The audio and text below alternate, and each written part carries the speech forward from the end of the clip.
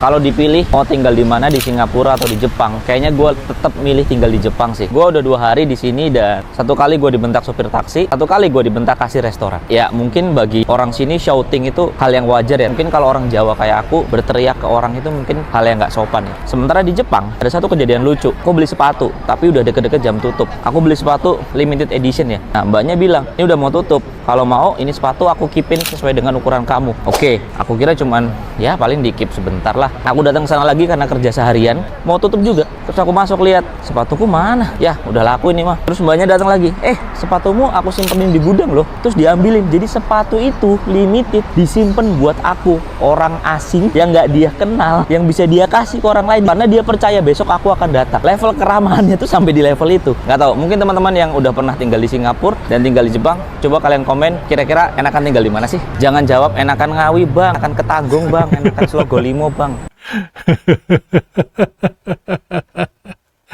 Aduh, ini video lucu juga ya. Assalamualaikum warahmatullahi wabarakatuh. Jadi ini adalah video orang Jawa ya, dari Indonesia, Jawa Indonesia. Kebetulan sempat tinggal di Jepang dan juga sempat juga tinggal di Singapura. Kemudian dia bicarakan tentang mengenai pelayanan ya, pelayanan publik. Nah, ternyata bagi dia pelayanan publik di Singapura ini cukup mengecewakan. Artinya apa di sini? Yaitu orang-orang yang melayani ini mempunyai sikap yang tidak ramah terhadap tamu, ya.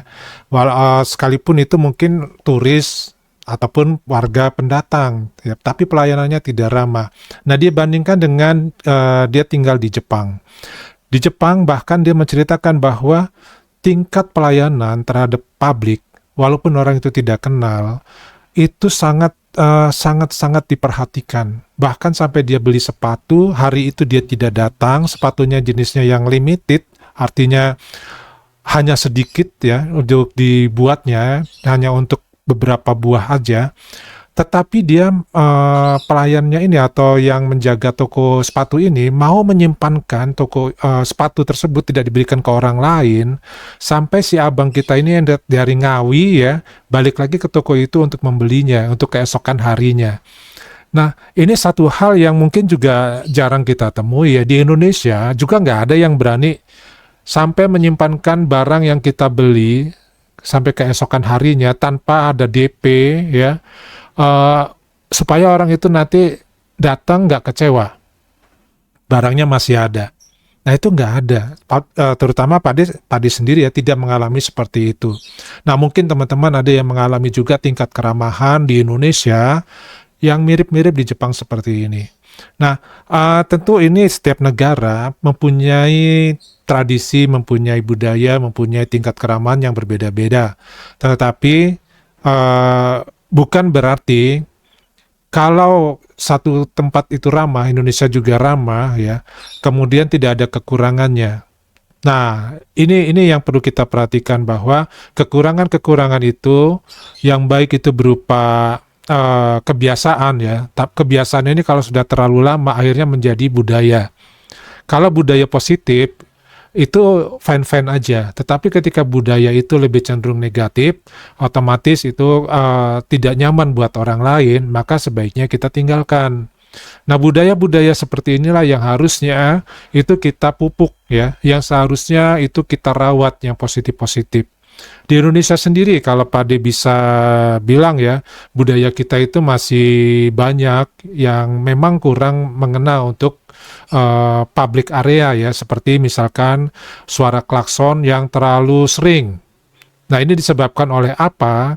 Nah biasanya satu adalah karena kemacetan, yang kedua adalah ketika kita berjalan kaki, ini bagi pengguna pejalan kaki ya, kita ini jarang melakukan jalan kaki itu berlawanan dengan arah kendaraan. Jadi kita itu jalan kakinya searah dengan kendaraan. Kalau kendaraannya dia arahnya ke kanan, kita ikut ke kanan. Kalau arahnya ke kiri, kita ikut ke kiri. Jadi ketika ada kendaraan dari belakang kita nggak ngelihat. Akibat kita nggak melihat ini, akhirnya apa? Si pengendara, supaya nggak nyenggol, nggak nabrak, maka membunyikan klakson.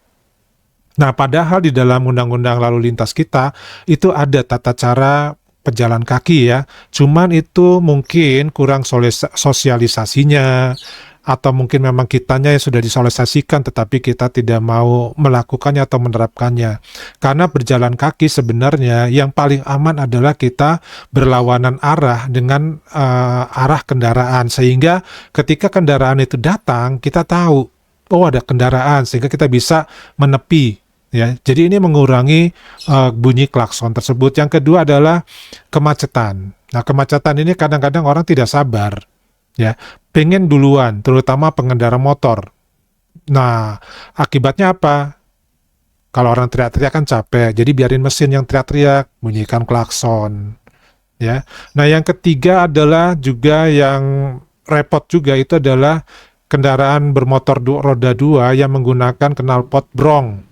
Nah ini knalpot brong ini bukan hanya motor-motor moge ya, tetapi motor-motor yang kelasnya kelas bebek ya, ini juga menggunakannya. Nah biasanya ini dilakukan oleh anak-anak muda yang pengen bergaya. Tentu ini menjadi polusi suara di lingkungan kita.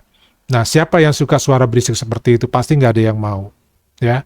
Nah hal-hal seperti ini perlu masyarakat kita itu turun tangan. Sama seperti halnya dulu kita sering namanya gotong royong. Kalau di kota sudah mulai jarang namanya gotong royong ya.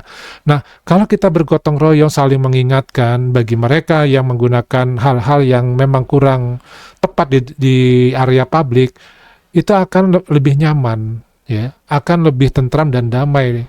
Jadi kita akan merasa betah. Nah, yang berikutnya adalah masalah buang sampah. Ini masih banyak juga Pak dilihat ya di video-video, baik itu yang short YouTube ataupun yang video long YouTube ataupun mungkin yang TikTok dan lain-lain, itu banyak peristiwa-peristiwa yang ditunjukkan atau terekam adalah membuang sampah dari kendaraan di jalan raya. Nah, hal-hal seperti ini mungkin kalau kita ke Jepang ataupun ke Singapura, budaya seperti itu tidak ada. Kenapa? Karena hal-hal seperti itu jelas dendanya itu cukup besar, sehingga mereka merasa takut ya untuk melanggar pelanggaran tersebut. Tetapi kalau di kita justru hal seperti itu dianggap hal yang sepele karena mungkin dendanya nggak besar. Yang kedua, ketika ada yang menegur, pengguna jalan yang lain yang menegur, justru malah emosi yang membuang sampah ini. Nah, berbeda budayanya mungkin di negara Jepang ataupun di Singapura. Nah, kalau masalah keramah tamahan, Indonesia memang diakui oleh dunia. Tetapi untuk level pelayanan, ini masih mungkin juga ada kalahnya dengan Jepang ya. Nah, Singapura bisa kita lihat di sini bahwa orang Ngawi ini ya, ternyata ya mendapatkan pelayanan yang cukup buruk ya, untuk dari pengemudi taksi ataupun dari yang lainnya, sehingga dia merasa tidak nyaman ketika berada di Singapura. Nah, mudah-mudahan di negara kita hal ini tidak terlalu menjadi masalah karena kita dikenal sebagai negara yang ramah tamah. Ya, ada 1-2 kasus yang seperti itu dan mungkin juga di Singapura adalah 1-2 kasus. Tetapi 1-2 kasus ini ketika dipublish ya, dampaknya adalah menjadi seolah-olah itu adalah satu negara memiliki sikap pelayanan yang negatif seperti itu ya. Nah, inilah yang harus kita jaga, harus kita rawat. Kenapa kita tidak bisa istilahnya menjadikan diri kita sendiri, mulai dari kita sendiri untuk menjadi tertib di area publik ya. Nah, bagaimana pendapat dari teman-teman mengenai judul yang Pak berikan di sini, yaitu ada pilihan Singapura vs Jepang dan vs Ngawi. Jadi ini pilihan yang cukup lucu ya, kenapa 2 negara dibandingkan dengan 1 daerah kecil di Indonesia. Ya ini hanya sekedar gimmick aja ya, supaya ada sedikit mengundang perhatian ya, karena ini diambil dari isi video itu sendiri. Ya, silakan tulis di kolom komentar dan Padi ucapkan terima kasih yang sudah menonton video-video Padi dan memberikan komentar. Wassalamualaikum warahmatullahi wabarakatuh.